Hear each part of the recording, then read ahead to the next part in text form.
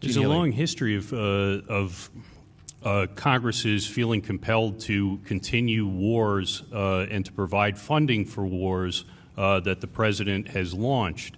In Libya, as I recall, there was no specific separate appropriation for the Libyan conflict. It came out of the Overseas Contingency Fund.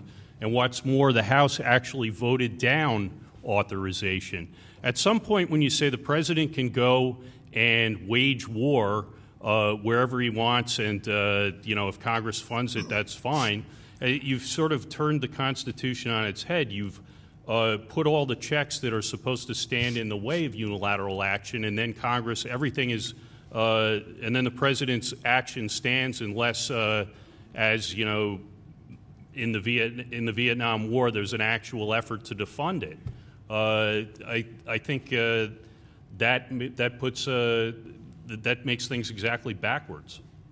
Okay. Indeed, it would render the declare war clause and the associated clauses there effectively moot. If all Congress had to do to authorize a war was appropriate funds, then why include a declare war power at all? What would the point of that ever be? And we've just talked about how perfecting it in the sense of international law can't be it. In fact, the administration itself doesn't make the argument that the funds Congress has appropriated for military action, a large part of which at the beginning was in defense of our own assets in the region to the extent they were being attacked. The president himself says the conflict has gone much beyond that now.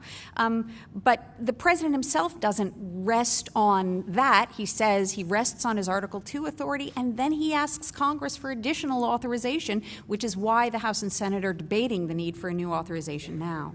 Look, I can understand why you want to talk about Libya. I can understand why you want to talk about the president. But this debate is not about Libya. And the president is not here debating with Professor Moore and I. Actually, this debate is about whether the president has exceeded his constitutional authority by waging war without congressional authorization. True. And I am quite happy to take it on that stand.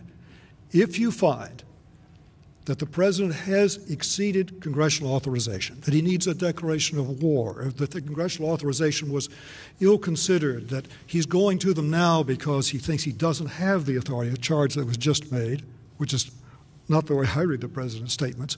He's been quite clear that he does not need this authority, at least as I read it. I leave it to you.